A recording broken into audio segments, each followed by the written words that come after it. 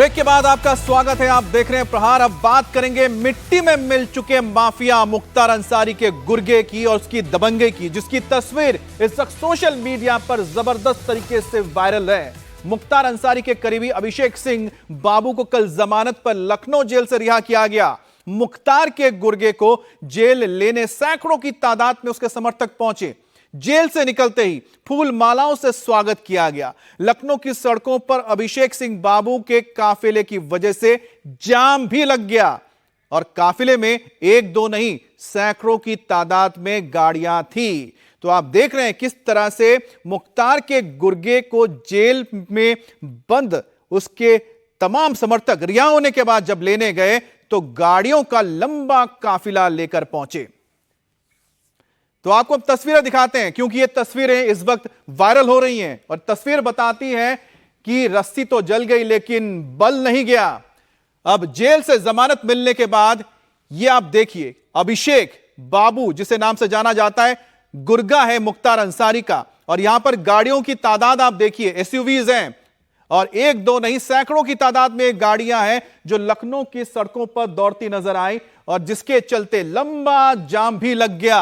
अब लखनऊ की सड़कों पे जुलूस निकाला गया, सड़क पर ट्रैफिक जाम लगाया गया, समर्थकों ने फूलमाला पहनाकर स्वागत किया गुर्गे का और काफिले में नजर आई सैकड़ों महंगी गाड़ियां, एसयूवीज, और ये सोशल मीडिया पर वीडियो को वायरल भी किया गया। एक और तस्वीर आपको हम दिखाते हैं। इन तस्वीरों के जरिए आप समझेंगे कि आखिरकार कल क्या हालात बने थे। ये देखिए, ये गाड़ियों की तादाद आप देखिए, आप गिनना शुरू कीजिए, थक जाएंगे, क्योंकि 1 2 3 4 गिनती आप करते जाइए, गाड़ियां आपको नजर आएंगी। इन गाड़ियों में आपको समर्थक नजर आएंगे और ये देखिए, यही वो शख्स है जिसे फूलमाला पहनाकर स्वागत किया जा रहा है और ये नेता है, ये गुंडा है। आप समझिए कि है कौन, जेल से छूटा है। ये कोई आप कह सकते हैं कि कोई पदक जीत के, कोई मेडल जीत के नहीं आया है, जेल से बाहर आ रहा है। और उसके समर्थकों का हाल देखिए, सैकड़ों की तादाद में फूल माला लेकर पहुंचे हैं और यहां पर स्वागत किया जा रहा है। लेकिन दिक्कत यह है कि जो सैकड़ों गाड़ियां लेकर पहुंचे, इसके चलते लखनऊ की सड़कों पर जाम लग गया। आम लोग जो थे वो परेशान हो गए। एक बार फिर से देखिए, यहां पर स्वागत हुआ, स्वागत होने के बाद फूल मालाओं के साथ स्वागत करने के बाद ये जो भीड़ है, भीड़ फिर अपने गाड़ियों में सवार हुई। एक दो नहीं सैकड़ों की तादाद में गाड़ियां लेकर, एसयूवी लेकर पूरे सड़क पर इन्होंने पाट दिया और सड़क पर लंबा जाम लगा, जिसके चलते राजधानी लखनऊ में आम लोग परेशान हो गए। मुख्तार भले ही दी एंड हो चुकी है कहानी मुख्तार की, लेकिन जो तस्वीरें साफ करती हैं कि उसके जो गुर्गे हैं उनका असर कम नहीं हुआ है और मुख्तार के गुर्गों की जो दबंगई है वो कल देखने को मिली है। एक बार फिर से आप देखिए कौन है, जमानत पर रिहा हुआ है मुख्तार का यह गुर्गा, जिसका नाम है अभिषेक सिंह बाबू। अभिषेक सिंह बाबू पर कई आपराधिक मुकदमे दर्ज हैं और मुख्तार का बेहद करीबी था यह अभिषेक। लखनऊ पुलिस ने 2020 में इसे गिरफ्तार किया था। गैंगस्टर मामले में जेल में बंद था अभिषेक। रंगदारी, जमीन पर अवैध कब्जा करना इसका काम था। अभिषेक से बरामद हुए थे बम बनाने के सामान, यानी कि बम बनाता था और मुख्तार के लिए काम करता था। 2020 में गिरफ्तारी हुई, कल जब यह छूटा, 2024 में जब छूटता है, भले ही मुख्तार ना हो लेकिन उसके जो गुर्गे हैं उनका भी रसूख कम नहीं हुआ है। इसी वजह से सड़कों पर लंबा काफिला निकला और उसका असर आम लोगों को झेलना पड़ा। अब बात गाजियाबाद की करते हैं, जहां पुलिस ने एनकाउंटर में एक अपराधी को मार गिराया है और मारे गए बदमाश का नाम है रेहान। एनकाउंटर के पहले रेहान ने पुलिस वालों को जिस तरह से चैलेंज किया, उसे सुनकर आप भी हैरान रह जाएंगे। इसने हवा में पिस्टल लहराकर अपने चाचा को पुलिस की गिरफ्त से छुड़ा लिया और बाद में जब दिल्ली पुलिस उसे पकड़ने गई तो उसने पुलिस पर फायरिंग कर दी। अब पुलिस ने जब आरोपी को पकड़ा तो बंदूक से चली गोली उसकी जांघ में लग गई और अस्पताल में इलाज के दौरान उसने दम तोड़ दिया। लेकिन पहली बात है कि जब गिरफ्तारी के लिए उसके चाचा के पास पुलिस पहुंची तो किस तरह से बदमाश ने पुलिस पर फायरिंग की, ये सोचने वाली बात है। दिल्ली पुलिस बदमाश मन्नू को पकड़ने के लिए गाजियाबाद गई थी। अब पुलिस ने मन्नू को चेन स्नैचिंग और चोरी के मामले में तलाश कर रही थी। तो बदमाश कौन है? मन्नू को पकड़ने के लिए दिल्ली पुलिस आई थी। चाचा मन्नू को छुड़ाने के लिए भतीजे रेहान ने अपनी पिस्तौल लहरा दी।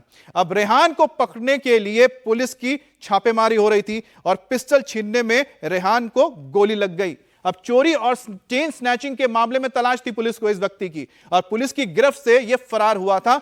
और पुलिस ने जब बचने के लिए रेहान ने गोली चलाई तो गोली लगने से आरोपी वहीं पर ही ढेर हो गया।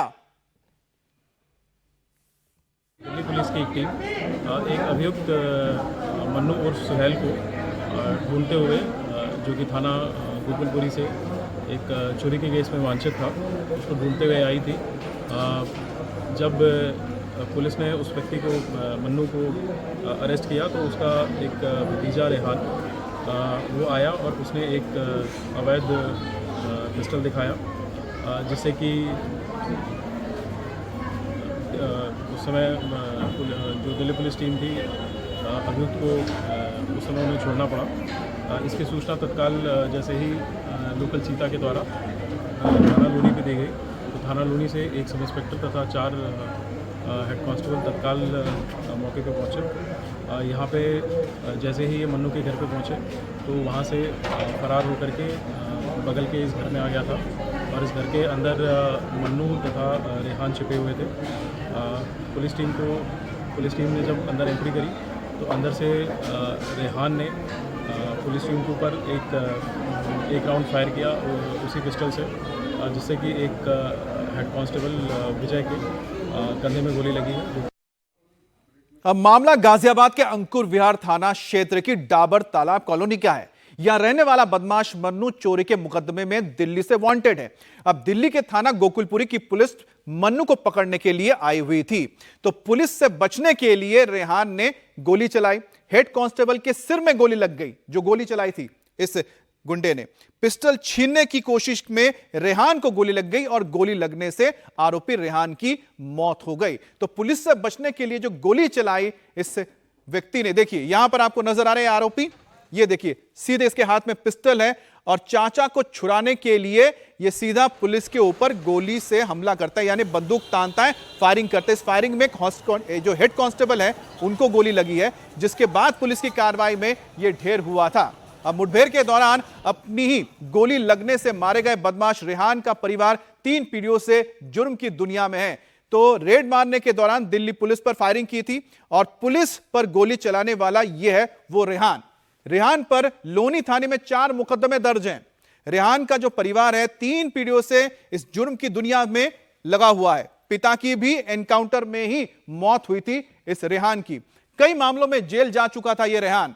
चोरी, लूट के साथ नशीले पदार्थों की तस्करी का भी काम करता था और मां पर 3 मुकदमे दर्ज हैं। अभी जेल में बंद है रेहान की मां।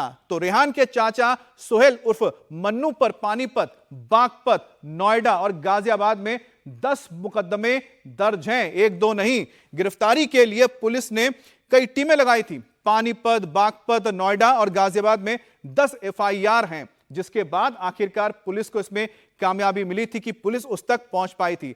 अब डीसीपी विवेक चंद यादव ने भी इसको लेकर अपनी बात रखी है। लेकिन यह जो तस्वीर आपके सामने आई है बताता है कि जो बदमाश है, वो जो गैंग है, किस कदर हावी हो जाते हैं, लेकिन आखिरकार पुलिस ने उसे अंजाम तक पहुंचा दिया है। अब यूपी में बीजेपी की हार पर भी जबरदस्त सियासी घमासान छिड़ा हुआ है। यूपी में बीजेपी जिन सीटों पर हारी है उनमें से एक है सहारनपुर। अब सहारनपुर लोकसभा सीट पर भाजपा के हार के बाद प्रत्याशी रहे राघव लखनपाल शर्मा का बड़ा बयान सामने आया। राघव लखनपाल शर्मा ने ब्राह्मण और त्यागी समाज को एकजुट करने की बात कही है। उन्होंने कहा कि जो लोग ब्राह्मण समाज की संख्या कम समझते हैं, ऐसे जयचंदो और आस्तीन के सांपों को पहचानना होगा। यही लोग घर के अंदर घुसकर नुकसान कर रहे हैं। दरअसल सहारनपुर लोकसभा सीट से बीजेपी ने ब्राह्मण समाज के राघव लखनपाल शर्मा को चुनाव लड़ाया। वो करीब 64,000 वोटों से गठबंधन के प्रत्याशी इमरान मसूद से चुनाव हार गए। अब चुनाव हारने के साथ ही राघव लखनपाल शर्मा अपनी ही पार्टी के एक विधायक और मंत्री को अपनी हार का कारण भी बता रहे हैं। हार के बाद राघव ने ब्राह्मण और त्यागी समाज को एकजुट करने की कोशिश की बात कही है। मैं नहीं जानता, हो सकता है कोई एक आधे को किसी बात से कोई तकलीफ हो, लेकिन हमने सदा सच्चाई और ईमानदारी का साथ दिया और देते रहेंगे। कहते रहेंगे। हम चुनाव में जीत नहीं पाए, लेकिन हम हिम्मत नहीं हारे। और मेरा आपसे भी आग्रह है कि क्योंकि बहुत से नेताओं द्वारा ये भ्रम फैलाया जाता है लखनऊ दिल्ली तक कि सहारनपुर में ब्राह्मण है ही 15,000, तो वो क्या कर लेंगे। तो अपनी ताकत को पहचानो और अपनी ताकत का एहसास संपूर्ण समाज को हो, इतना हौसला रखने की क्षमता रखनी। अब राघव लखन पाल सहारनपुर से बीजेपी के टिकट पर चुनाव लड़े, लेकिन चुनाव में उन्हें इमरान मसूद से 64,000 वोटों से हारना पड़ा। 3 बार के यूपी विधानसभा के विधायक रहे राघव लखन पाल अब हार का ठीकरा अपने ही करीबियों पर फोड़ रहे हैं। अब राघव लखन पाल का कहना है कि उनके अपने ही चुनाव में उनको नुकसान पहुंचा रहे थे। अब वो ब्राह्मणों को एकजुट करने की बात करते हुए नजर आ रहे हैं। अब बात करेंगे दिल्ली में आफत की बारिश की। दिल्ली में कल हुई बारिश से आम लोगों के साथ साथ देश के सबसे बड़े अस्पताल एम्स के लिए भी मुसीबत हो गई है खड़ी। अब बारिश के बाद एम्स के बेसमेंट में पानी भर गया है, जिसके चलते ट्रॉमा सेंटर से लेकर ऑपरेशन थिएटर सब ठप पड़े हुए हैं। अभी अभी एम्स की तरफ से बयान भी सामने आया है। एम्स की media protocol incharge doctor Reema ने एम्स में वाटर लॉगिंग को लेकर पूरी जानकारी दी। डॉक्टर रीमा ने बताया कि बारिश का पानी कई अस्पतालों के हिस्से में पहुंच चुका है। बेसमेंट में पानी भरने के चलते पावर सप्लाई बंद करनी पड़ी है, क्योंकि अस्पताल के जनरेटर और ट्रांसफॉर्मर्स बेसमेंट में लगे हुए हैं। तो आपको हम तस्वीरें भी दिखाते हैं। ये एम्स की तस्वीर है, जहां पर आपको एलिवेटर्स नजर आ रहे हैं, लिफ्ट जिसके जरिए जो मरीज हैं, डॉक्टर्स हैं, एक फ्लोर से दूसरे फ्लोर तक जाते हैं। लेकिन यहां आपको सिर्फ पानी नजर आ रहा है। और देखिए किस तरह से जो एलिवेटर्स हैं, लिफ्ट है, उनके छत के ऊपर से पानी नीचे टपकता हुआ बेसमेंट तक पहुंच गया है। ये एम्स की तस्वीर है, जो बड़ा सवाल खड़ा करती है कि आखिरकार किस तरह से मेंटेनेंस रखा गया है, किस तरह की यहां पर देखरेख की जा रही है, जिसके लिए करोड़ों का बजट लगता है। पूरे देश से यहां पर लोग पहुंचते इलाज के लिए। अब यह है बेसमेंट। अब बेसमेंट में गाड़ियां भी पार्क होती हैं, लेकिन साथ ही साथ यहां पर जनरेटर रखे गए हैं और ट्रांसफार्मर भी है, जहां से बिजली की सप्लाई होती है। अब यहां अगर इतना पानी आपको भरा हुआ नजर आएगा तो समझ सकते हैं कि कितना बड़ा खतरा पैदा हो जाता है। इसी वजह से इस वक्त जो बिजली है ठप है, इलेक्ट्रिक सप्लाई बंद कर दी गई है। जब तक ये पानी बाहर आएगा नहीं, तब तक बिजली की सप्लाई होगी नहीं, और तब तक वहां पर बहुत सारे जो सर्जरीज हैं, जो ऑपरेशन है, वो डॉक्टर नहीं कर पाएंगे। हालांकि जो बहुत ही जरूरी थे वो किए गए। लेकिन एक बार फिर से तस्वीर देखिए। ये जो तस्वीर है कोई झरना नहीं है या कोई फिल्म का सेट नहीं है, ये एम्स है दिल्ली, जहां पर इस वक्त आप 2 तस्वीरों के जरिए समझ सकते हैं कि पानी टपक रहा है, बेसमेंट में पानी भर गया है, जिसके चलते बिजली सप्लाई बंद कर दी गई है। सबसे हैरान करने वाली बात है कि पानी ऊपर छत से बहता हुआ सीधे लिफ्ट के जरिए बेसमेंट तक पहुंचा है। यानी कि जो लिफ्ट का शाफ्ट होता है, जहां पर लिफ्ट ऊपर और नीचे जाती है, उसके ऊपर से सीलिंग से यानी रूफ से, छत से सीधा पानी एंटर कर रहा है और सीधा लिफ्ट के वेंट से नीचे बेसमेंट तक पानी पहुंचकर पूरे बेसमेंट को उसने भर दिया है, जिसके चलते बिजली रोकी गई है। अब बड़ी बात यह है कि जो मेंटेनेंस के लिए यहां पर जिम्मेदार है, जो यहां पर हाउसकीपिंग है, मैनेजमेंट है, उसने ध्यान क्यों नहीं दिया कि अगर बारिश होगी तो इस तरह से पानी भर सकता है। और जो छत पर वेंट्स खुले हुए हैं, जो खुले इलाके हैं जिसके जरिए पानी अंदर आ सकता है, उसे पहले बंद क्यों नहीं किया गया? क्योंकि अब इसका जो असर है मरीजों पे पड़ा है। जो मरीज दूर दराज से आए हैं, जिनको सर्जरी करवानी थी, इलाज कराना था, वो बेइलाज या तो सड़कों में पड़े हैं या फिर वो अस्पताल में रहने के लिए इसलिए मजबूर हैं क्योंकि अब उनकी सर्जरी नहीं हो सकती है। कितने लोग दर्द में होंगे, कितने लोग व्यथा में होंगे, परिवार वाले चिंता में होंगे। लेकिन एक बारिश ने इस कदर इस अस्पताल की पोल खोली है कि जिसको देखकर कोई भी चौंक जाए, जिसका उदाहरण हर जगह दिया जाता है। एम्स, दिल्ली का एम्स, जिसे पूरे दुनिया में ख्याति मिली हुई है, अगर वहां पर इस तरह से मैनेजमेंट है, अगर वहां पर इस तरह से पानी भर जाता है, कुछ घंटे की बारिश यहां पर बाढ़ जैसे हालात पैदा कर दे, तो अपने आप में बड़ा सवाल है कि आखिरकार इसकी देखरेख करने वाले क्या कर रहे थे कि उन्हें इतना भी अंदाजा नहीं था, इतना भी इल्म नहीं था।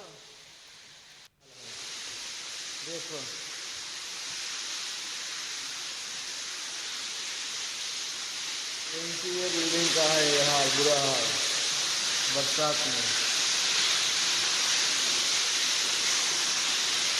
ये देख रहे हो, देखो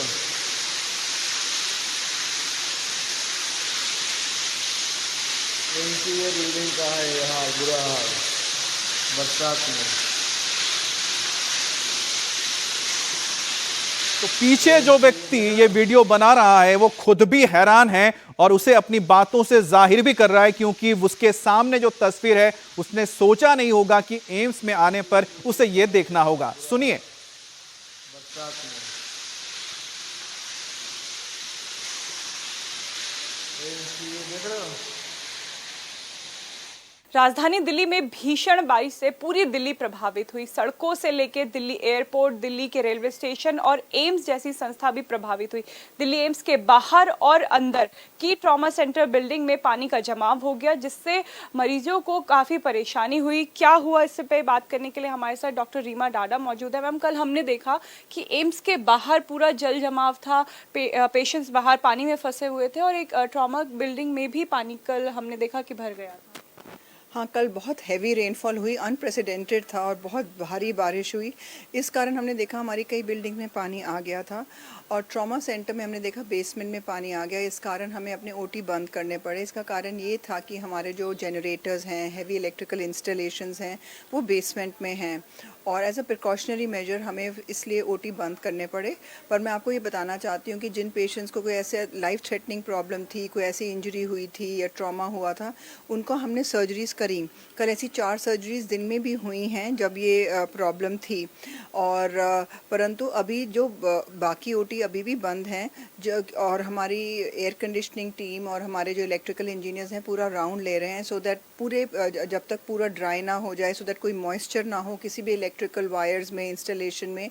हाँ, वो एक बारी हमें वो ग्रीन सिग्नल देंगे जब भी हम अपने ओटी शुरू कर लेंगे। पर पूरी कोशिश रह रही है कि जिन पेशेंट्स की कोई लाइफ थ्रेटनिंग इश्यूज़ हैं उनको उसी वक्त अटेंड किया जाए। मैम, मैं आपसे समझना चाहूँगी कि जब एक बिल्डिंग में बिजली चली जाती है तो ना एसी काम करता है, ना पंखा काम करता है, ना कोई लाइट काम करती है और जनरेटर सपोर्ट भी उस समय जा चुका था। तो ऐसे में जो पेशेंट भर्ती थे या वेंटिलेटर पे थे, उनके साथ आपको क्या चैलेंजेस फेस करने पड़े? नहीं, डिफ़िकल्ट टाइम था क्योंकि जनरेटर्स क्योंकि बेसमेंट में थे, पानी था, उनको भी हमें बंद करना पड़ा था। डेफिनेटली थोड़ा सफोकेटिंग हो गया था और पेशेंट्स को अटेंड किया गया था। नए पेशेंट्स को हमने भर्ती उस वक्त थोड़ा सा रोक दिया था सो दैट कि वो कहीं और अभी सफदरजंग चले जाएं, परंतु उसके बाद हमने ले लिया और हम अटेंड कर रहे थे पेशेंट्स को। मैम, कारण क्या था बेसमेंट में पानी घुसने का? क्या इससे पहले प्रेडिक्ट नहीं किया गया था या फिर किस तरीके से पानी? नहीं, वो पूरा इन्वेस्टिगेशन अब कर रहे हैं। हमारे डायरेक्टर ने भी कल राउंड लिया, एडिशनल डायरेक्टर ने भी राउंड लिया कि क्या फ्लॉ था बनने में या इलेक्ट्रिकल में या इंफ्रास्ट्रक्चर में, ये ऐसा क्यों हुआ सो दैट ये प्रॉब्लम फिर से कभी ना हो। अभी मैं आपसे आखिरी सवाल ये लूँगी कि अपडेट क्या है, क्या चीज़ें कभी काम कर रही हैं, कौन सा डिपार्टमेंट इस समय वर्किंग है और क्या इस समय जो ट्रॉमा बिल्डिंग है एम्स की, वहाँ पे जो लाइट रिस्टोरेशन है वो हो चुका है? हाँ, लाइट रिस्टोर हो चुका है। केवल हमें अब वेट कर रहे हैं कि हमें हमारे इलेक्ट्रिकल वाले इंजीनियर्स और जो एयर कंडीशनिंग का प्लांट देखते हैं वो हमें बता दें कि it's all ready to function. उसी वक्त जैसे हमें वो ग्रीन सिग्नल मिलता है हमारे ओटी शुरू हो जाएंगे। जैसे हमारा न्यूरो सर्जरी में कल सुबह बंद किया गया था, वो इसलिए था क्योंकि एनडीएमसी में वहाँ वाटर लॉगिंग थी, उनकी लाइट चली गई थी, तो वो हमारी रिस्टोर हुई 4 बजे। उसके बाद फ्यूमिगेशन के बाद एसी हमारे ओटीज़ न्यूरो सर्जरी के फंक्शनल हुए। जो भी सर्जरीज थी जो इमरजेंसी में अटेंड करनी थी वो रात भर चलती रहीं। हमारे अब न्यूरो सर्जरी के सारे ओटीज़ फुली फंक्शनल हैं, वहाँ काम चल रहा है। थोड़ी सर्जरीज लेट हुई जैसे आरपी सेंटर में, वहाँ पे भी पूरा रिस्टोर्ड है और जहाँ जहाँ पानी इकट्ठा हुआ था वो निकाल दिया गया है, जैसे टनल था, वो सारे अब फुली फंक्शनल हैं। अब 99 सीटों वाली कांग्रेस को क्यों 240 सीटों वाली बीजेपी हारी हुई नजर आती है? अब कांग्रेस का जो नैरेटिव है गढ़ने की कोशिश क्यों की जा रही है? इसी पर बात होगी दोपहर 1 बजे कहानी कुर्सी की में।